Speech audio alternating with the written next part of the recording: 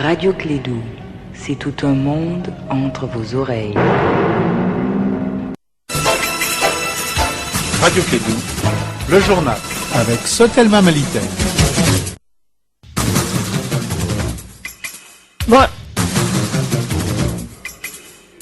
Bonjour à tous et à toutes, bienvenue au journal de 16h, présentation Assa Sidibé. Voici les titres. Non au fédéralisme ou encore la division du Mali, c'est le mot d'ordre d'une marche de plus de 40 organisations de la société civile malienne. La marche est prévue pour demain. Comment les parents d'élèves préparent la rentrée scolaire cette année, étant donné que la rentrée des classes coïncide avec la fête de Tabaski? Les négociations entre l'UNTM et le gouvernement ont été reportées au 30 septembre 2014. Les raisons de ce report dans ce journal.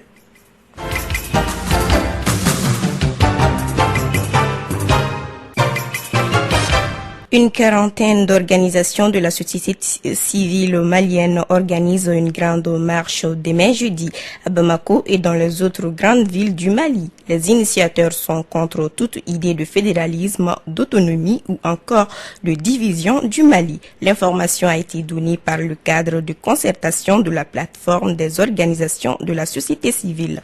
C'était à la faveur d'une conférence de presse tenue hier à Bamako. La conférence a été animée par plusieurs représentants des organisations sous la direction du leader spirituel Chérif Ousmane Madani Aïdara au micro de Kassim Traoré.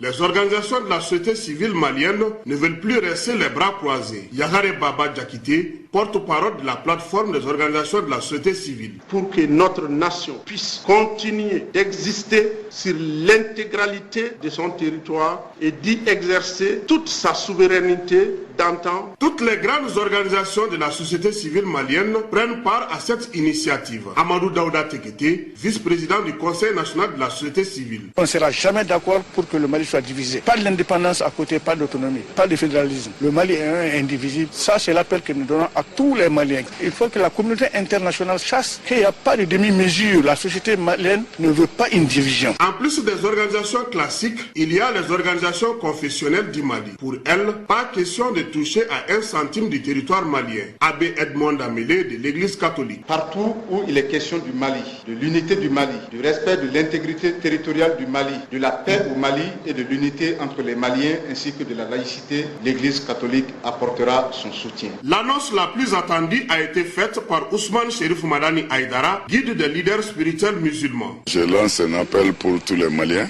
de sortir le jeudi, Inch'Allah, pour soutenir notre pays. Et puis, vraiment, on veut une Mali stable, on ne veut pas de séparation. Cette grande marche annoncée pour ce jeudi 25 septembre 2014 à partir de 16h sera simultanément organisée dans toutes les capitales régionales du Mali. Sur le même sujet, le président Ibrahim Boubacar Keïta a estimé que Kidal reviendra dans le giron malien. Les populations de Kidal ne doivent pas s'en inquiéter. Je vous propose d'écouter le chef de l'État malien. Beaucoup d'espoir et nous continuons à faire en sorte que et l'armée et la nation, chaque jour davantage, croient en l'armée nationale malienne, en sa capacité de sécuriser notre peuple et nos frontières. Des regrets. Mais j'espère que ce n'est que partie remise et que très bientôt, Kidal sera totalement dans le giron national et que nous ferons en sorte que nos frères de Kidal se sentent totalement maliens, vibrant avec l'ensemble national. Et ce sont nos frères, ce sont nos parents, ça ne peut pas être autrement.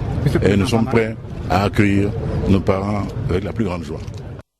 Les négociations entre l'Union nationale des travailleurs du Mali, UNTM, et le gouvernement ont été reportées à mardi prochain. Notre reporter Aminata Diallo s'est rendu à la Bourse du Travail et au ministère du Travail. Les raisons qui ont reporté ces négociations jusqu'au 30 septembre dans ce reportage. Ces négociations ont été ajournées à la suite d'un délai d'1 semaine demandé par l'UNTM par le gouvernement. L'UNTM a enfin accepté ce délai après de nombreux refus. Rappelons que ces négociations concernent surtout les 5 points de désaccord qui n'ont pas été adoptés par le gouvernement sur les 17 points de revendication mis en place par l'UNTM. L'État s'est dit incapable pour l'instant d'assurer le financement des 5 points dont le coût s'élève à 220 milliards. Il s'agit tout d'abord de la mise en œuvre effective du protocole d'accord de 2011 en vue de son extinction définitive. 1. Le relèvement significatif du taux de la valeur du point d'indice.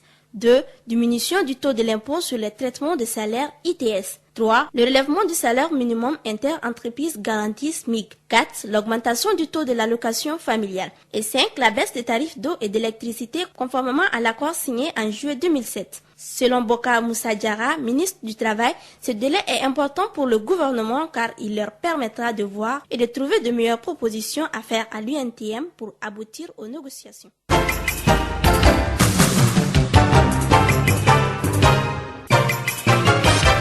Les préparatifs de la rentrée scolaire 2014-2015 prévus pour le 7 octobre prochain vont bon train dans la plupart des écoles fondamentales, secondaires, générales, techniques et professionnelles.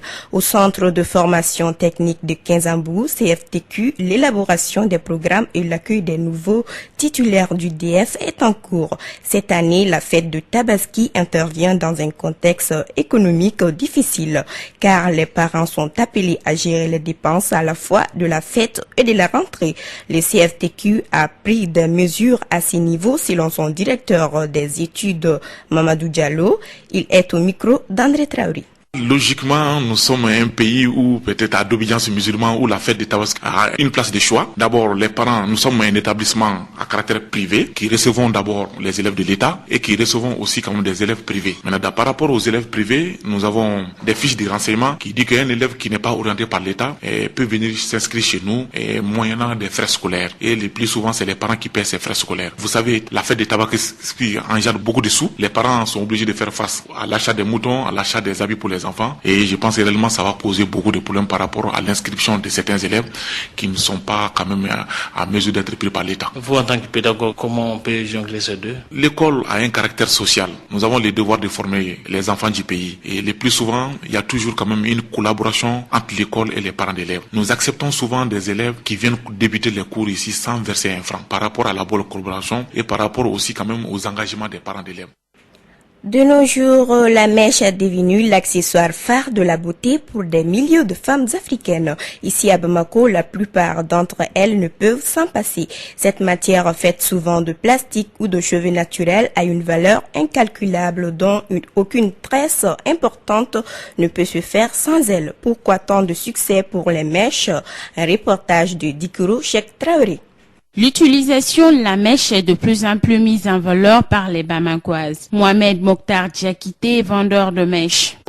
Nos mèches viennent de partout, même des États-Unis, et le prix va de 1500 jusqu'à 200 000 francs. Ça varie selon la qualité. La mèche marche bien car elle joue un rôle très important dans la vie des femmes. Les femmes soucieuses de leur apparence préfèrent les coiffures avec mèches au détriment de coiffures traditionnelles. Aminata Diarra, coiffeuse. Parfois on fait des nattes simples, les gros grenilles, les tresses. Souvent aussi on tresse même à les cheveux simples. C'est joli aussi quoi, naturel. La mèche vraiment, on utilise ça beaucoup parce que c'est joli. Pour beaucoup de femmes bamakoises que nous avons approchées, l'essentiel c'est de se faire belle. Quand je porte les mèches, les hommes me regardent et puis ça me plaît beaucoup aussi. J'aime bien les mèches parce que je pense que ça rend plus belle en fait. Et puis il y a des coiffures qu'on peut pas faire avec les cheveux seulement, sinon on sera obligé de les couper, par exemple les petites têtes. Cependant, pour des considérations religieuses, certaines femmes n'acceptent pas l'utilisation de la mèche. Mahamadou Seba, miézin à la mosquée de Banankabougou. L'islam n'accepte pas la mèche, car Dieu ne fait jamais d'erreur. On ne doit rien ajouter, ni encore moins rien enlever de notre corps. Au temps du prophète Mahomet, paix et salut sur lui, Dieu a banni toute une famille à cause de la perruque seulement. Les mèches sont aujourd'hui incontournables. Par contre, l'utilisation de cet attribut de beauté contribue non seulement à l'éloignement de la parole du Tout-Puissant, à la disparition de nos tresses africaines, mais aussi à la pollution de l'environnement.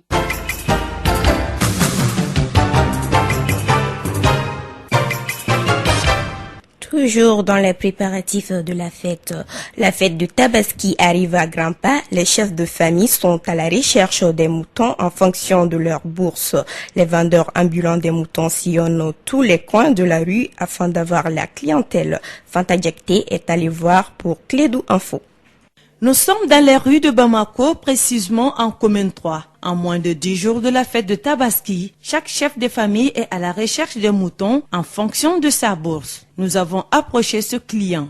Comme depuis à peu près 3 ans de cela ou 4 ans de cela, les prix de moutons ont grimpé à Bamako ici. Donc, raison pour laquelle moi je n'achète plus mes moutons à Bamako. Parce que les prix ne sont pas les mêmes. J'achète mes moutons en bourse, donc ça me coûtera moins cher plus qu'à Bamako. Parce qu'à Bamako, je ne peux pas acheter 2 moutons à moins de 60 000. Or, Bamako ici fait 75 000 ou 80 000. Donc, ça veut dire que comparativement à la bourse, donc c'est moins cher. La fête de Tabaski ou la fête des moutons devient de plus en plus un véritable casse-tête. On nous est habitué à acheter les moutons à 45 000, 40 000, 35 000, 50 000, au maximum 60 000. Mais maintenant, les moutons vont jusqu'à 80 000. À 2 à 300 000. La fête n'est pas faite pour ça. Toutes les familles ont besoin des moutons.